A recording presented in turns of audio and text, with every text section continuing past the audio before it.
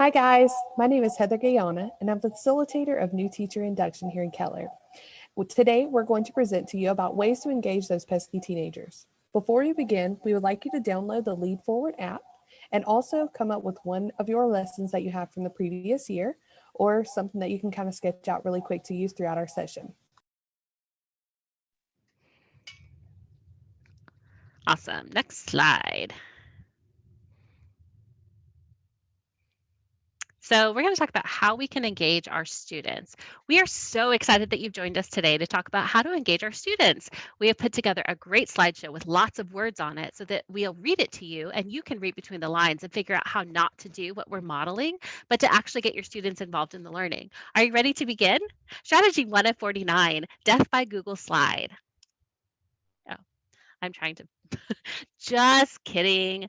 But really, for real, let's think about why do we care about engagement? I know we start with jokes this morning. Why do we care about student engagement? So I want you to think about this and reflect on this for a minute. Consider these questions. Do your learners engage or do they endure your lessons? Are they committed to what you're learning or are they compliant? Is their learning authentic or is it an artificial learning just to prepare for the test? So pause the video and think about those questions for a minute. You can reflect on those.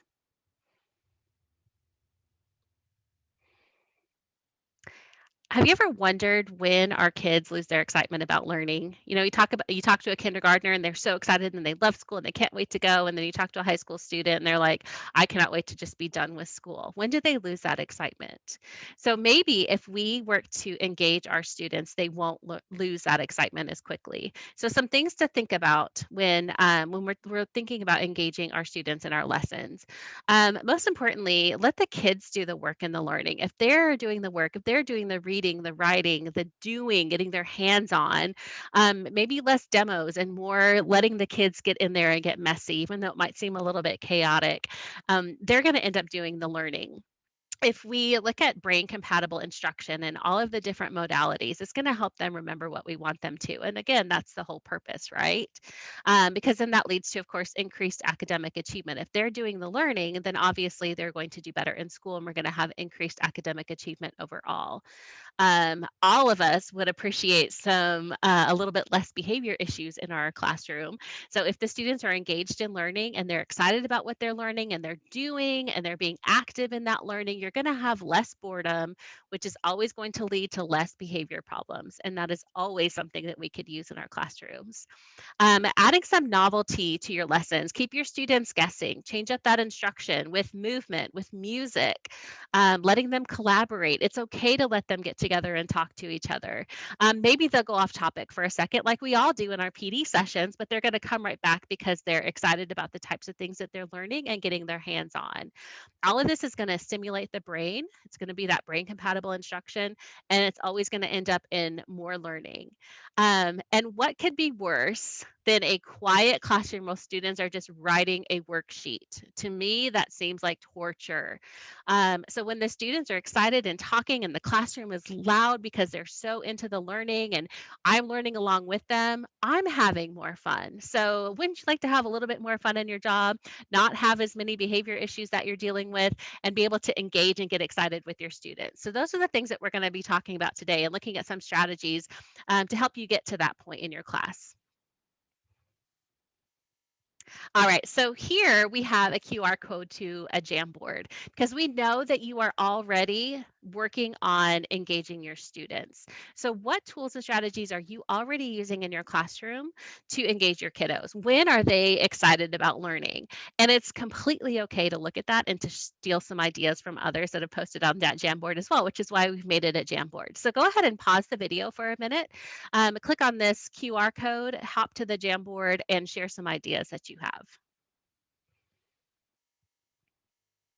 Now, we thought it might be fun to hear directly from the kids. So we have the cutest little second grader and the most beautiful ninth grader that we asked these questions to. So we have these short little videos where we asked them these questions. These questions were, do you like school?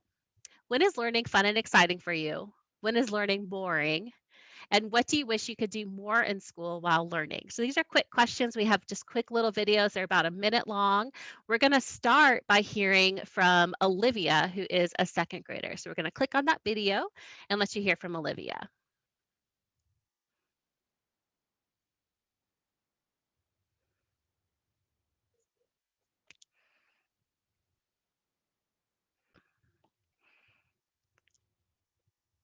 Hi.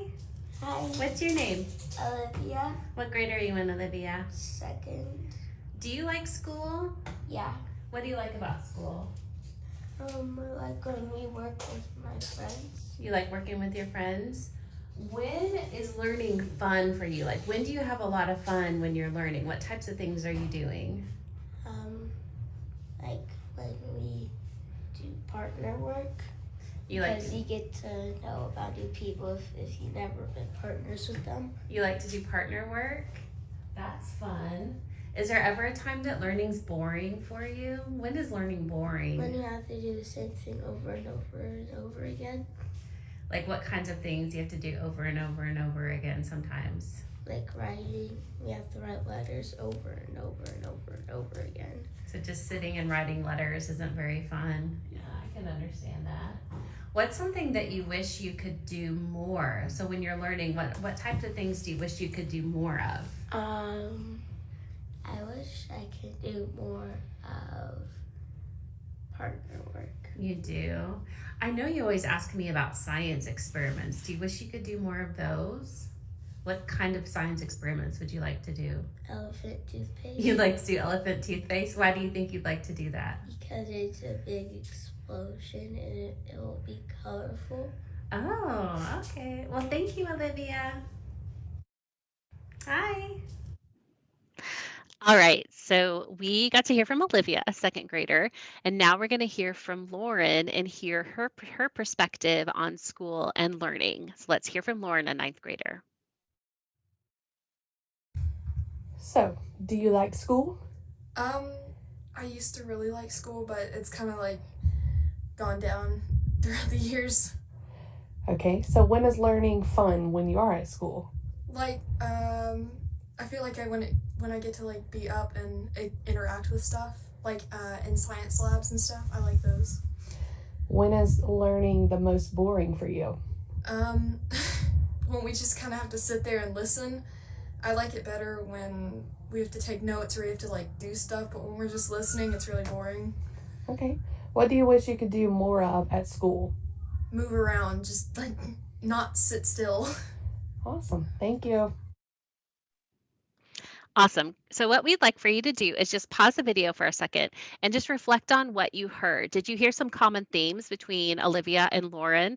Was there anything that surprised you about what you heard? So take just a second to reflect. You can jot it down or you can just think about what you heard and what does that mean to you now that you've heard from those two students and those two different perspectives.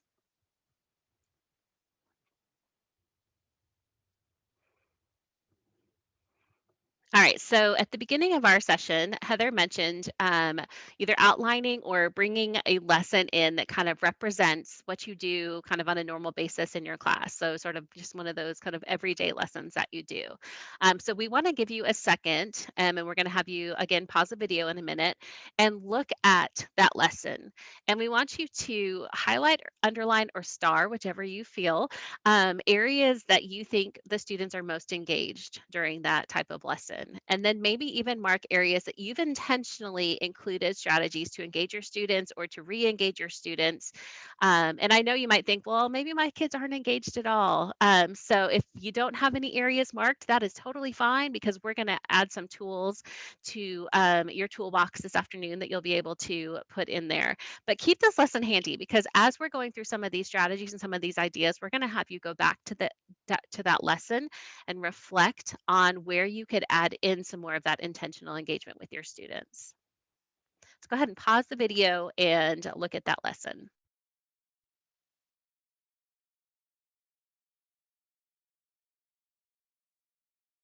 Just kidding, I was muted.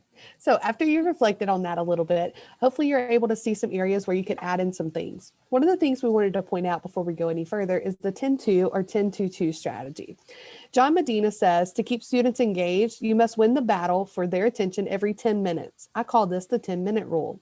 So basically, we ask students to chunk information for 10 minutes, whether that's lecture that we're giving them or if we're reading something, we want to have 10 minutes of instruction. And then you want to let them chew for at least 2 minutes. This chew can be done individually or with a partner or even in a group at their table.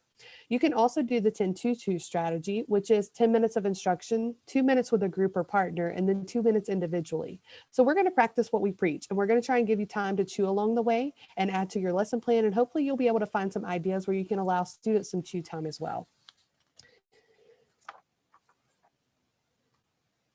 So Marcia Tate, who is the author of Worksheets Don't Grow Dendrites, points out that while students are learning and moving, they put information into procedural or muscle memory. And so this is one of the strongest memory systems in our brain, which is why we don't forget how to ride a bicycle or how to play the piano or how to type on a keyboard or tie our shoes. So a lot of times when we say you need to have some movement in your classroom, people say, I can't handle the chaos in the class. It'll be chaotic if kids are moving. So we want to point out that there are a lot of intentional structured strategies you can use to have students move. This doesn't mean that your classroom has to be chaos, but you can still allow for that movement so that students get that. Some strategies that we have that are intentional structured strategies are things like appointment clocking, where you have students go around and find a partner for each time. You can do this for 4 times, so 12, 3, 6, and 10, or you can do this a lot different ways. You can do it for every hour. And so students, you'll say, everybody find your 1 o'clock partner and go talk to them. And so they're just intentionally getting up and moving to that one partner. You can also have a sit versus stand. So stand if you think this, or sit if you think that. And so just that quick standing out of their seat for just a moment gets that blood to flowing. Next, if you have something you can have students physically put in order, so a number line or a scientific process or anything that gets them up moving. Maybe you have organisms in a food chain. You have students actually physically move and put those in order instead of sitting at their table and sorting them on the table. These are all ways to have structured movement in your classroom. One thing I wanted to point out, a great resource for you, is while we had you download the Lead Forward app. So one of the things in the Lead Forward app is strategies to have intentional movement in your lessons. So if you downloaded the app, you're going to click on the Resources and Content Builder first. You're going to click on Instructional Strategies, and then Movement and Discourse. And you'll see all of these strategies come up in areas where you can add movement and discourse throughout your lessons. There are a few on here that I really like. I did a lot of, I called it Trasket Ball, where you had the garbage can and students threw a ball after they were answering a question. Just the simple things that kids really like. So think about, if you're a teenager, what are some things that your teens seem to be into? So maybe they're into video games, or maybe they're into sports. So you really have to think about the kids that you're teaching for that lesson. So now I want you to stop for just a moment, and I want you to think, what's the best movement strategy that you've already used before in your classroom that didn't get those big eye rolls from the teenagers? Or maybe you go back and explore some of the Lead Forward things. So if you can't think of any movement strategies, I challenge you to look through and maybe find 2 off the Lead Forward app that you can put into lessons from here.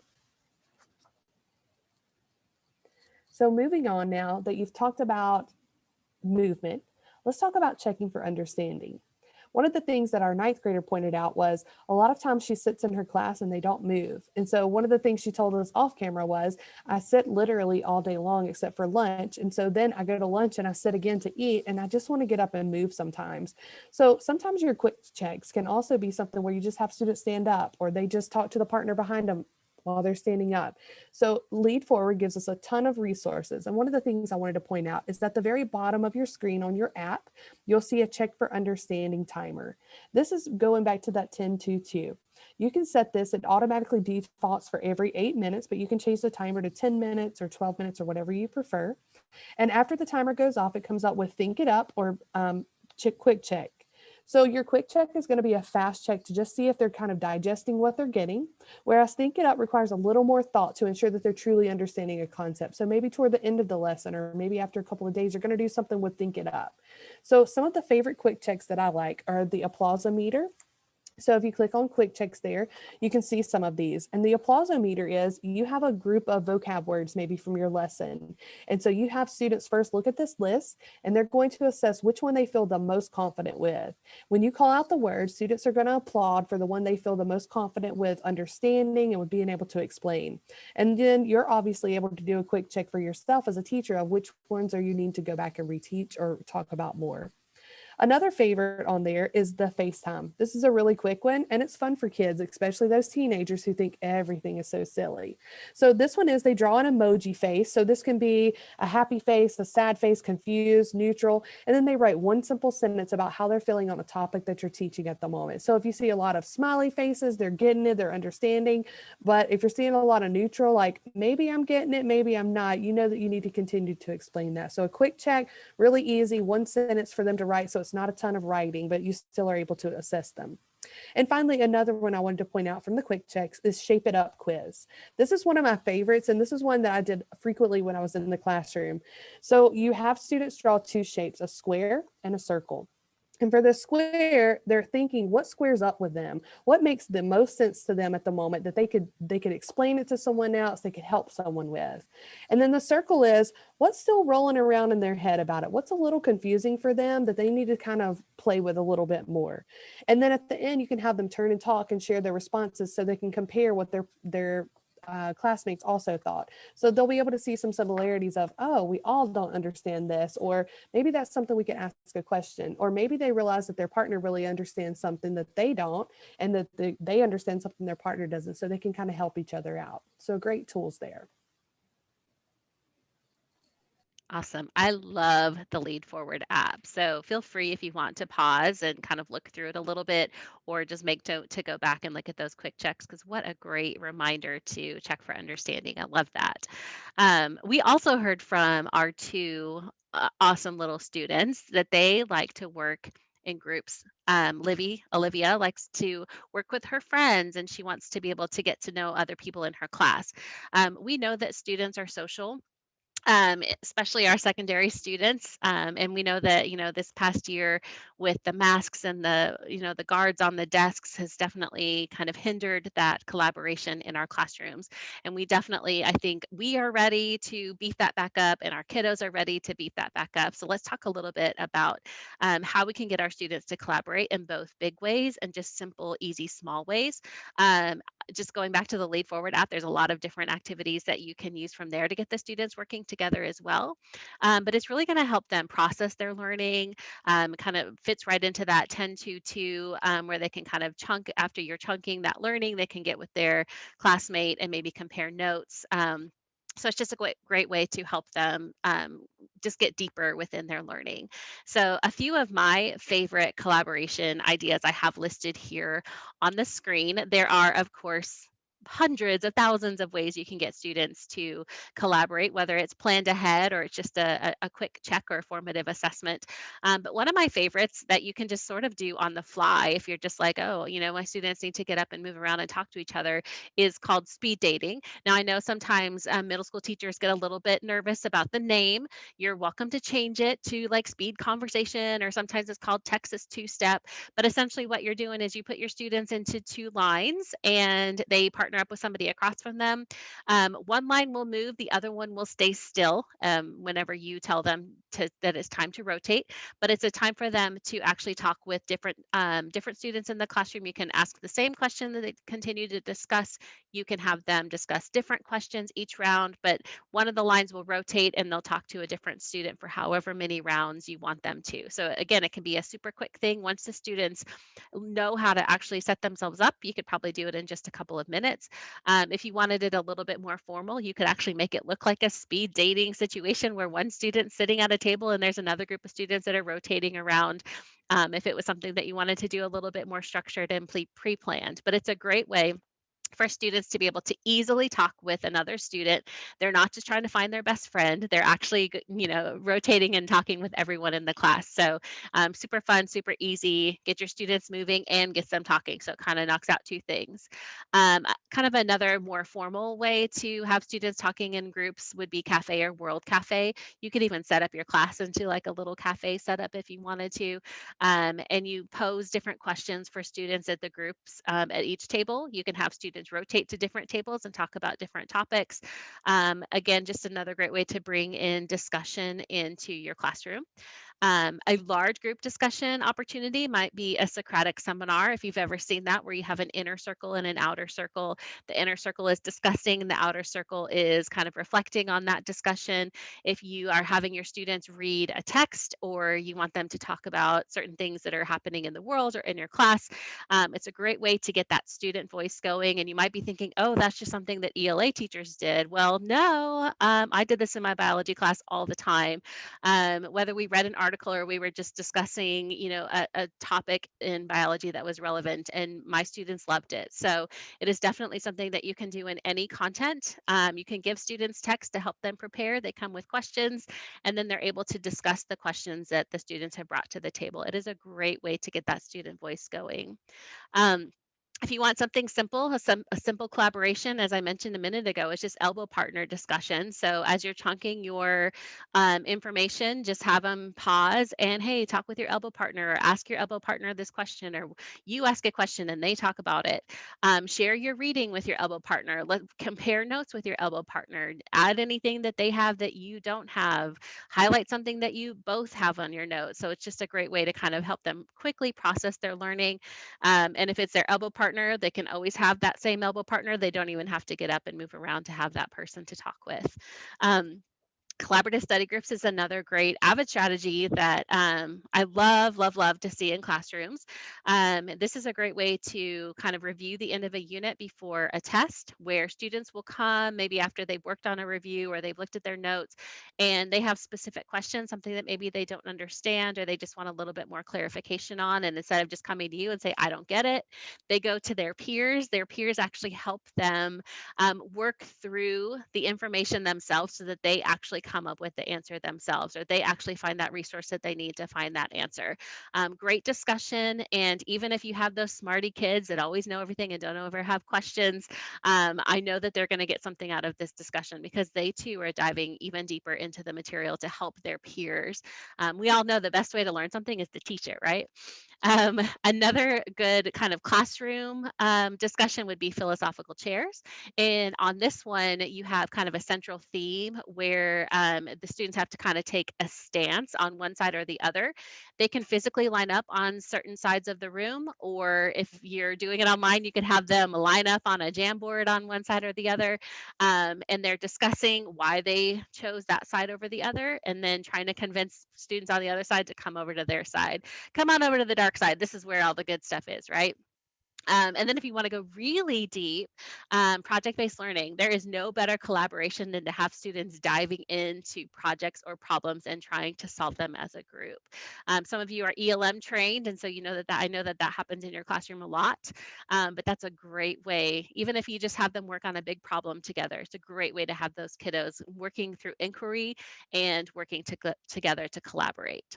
So if you were with us in our KU session, we actually are doing a philosophical chair with our participants.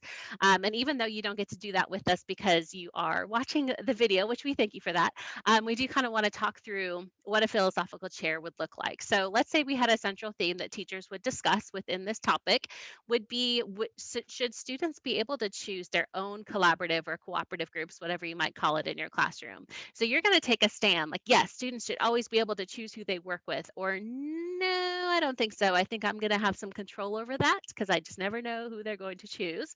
And so you would take a stand on that, and we would then have a discussion on one side or the other, and try to convince others that they need to come to our side, and just kind of engage in that conversation and hopefully come out of it with some ideas on how you could actually run that in your classroom, but also maybe it changed your mind. Maybe you were like, no, I always choose my students' groups. But then you realize, oh, I can see the benefit of letting students choose their own. So after you do a philosophical chair, it's always good to just kind of have a debrief, whether it's a written summary or a full kind of classroom discussion. But we're going to let you have an individual debrief right now. Um, go back to your lesson and think about where you could beef up some collaboration. And if the lesson that you have written down doesn't really lend itself to that, maybe just kind of think of some ideas. What are some of these strategies that we just talked about that you think might be kind of fun to try? So pause our video and go ahead and reflect on that. Where could you beef up collaboration in your lessons?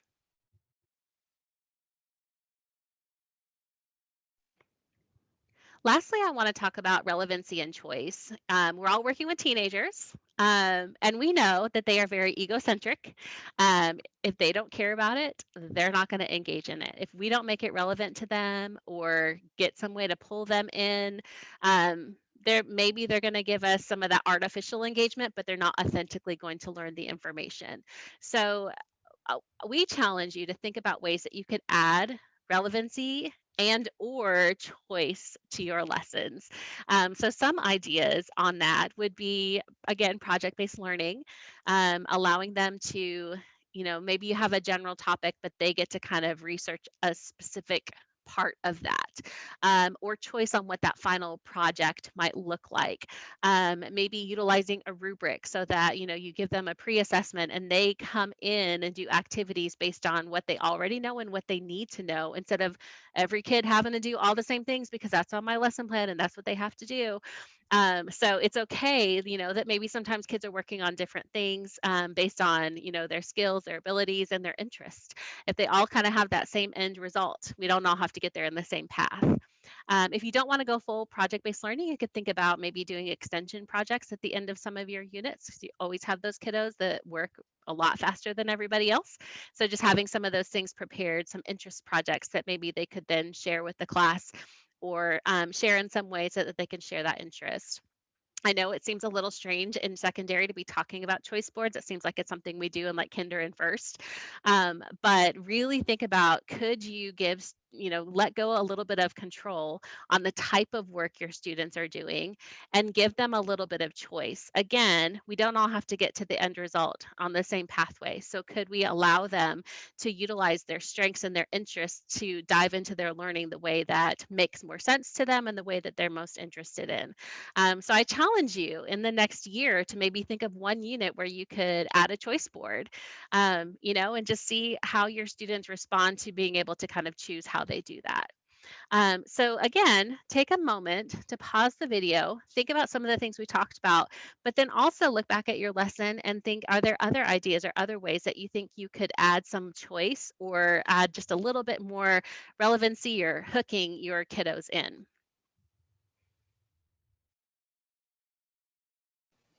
All right, so now we would like you to formulate a commitment for the next school year that you're going to work on for engaging your students. We're asking you to use the hashtag engaging pesky teens, and then tag Valerie and I as well if you can. So just think about what commitment you can have to having your kids move more, or doing quick checks, or having them discuss more. And so we're trying to get that muscle memory built for our students. And just lastly, we thank you for joining us on our video. Hopefully you got a few nuggets or two on, just how to beef up that engagement. You already care about engagement. That's why you're here. So you're probably already working to engage your students. So hopefully you found a couple more things that you can just add to beef up that engagement. And as always, we are available and would love to talk with you. If you have ideas, or if you have questions, or you're looking for resources, we are always willing to do that. So we have our emails here on the screen for you, and we look forward to seeing your commitments on Twitter. Bye.